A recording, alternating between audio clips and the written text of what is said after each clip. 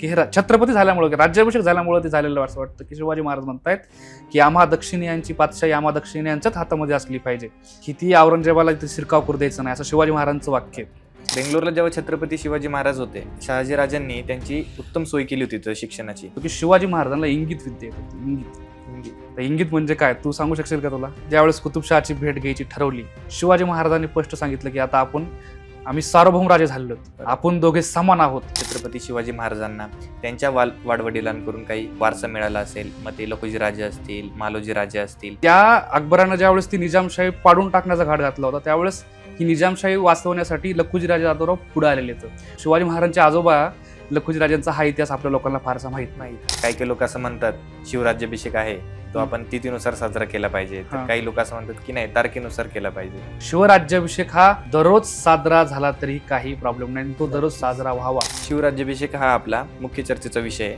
शिवराज्याभिषेकासाठी रायगडचीच निवड का झाली आणि 1674च का साल निवडलं गेलं? हा सगळ्यात महत्वाचा प्रश्न विचारला.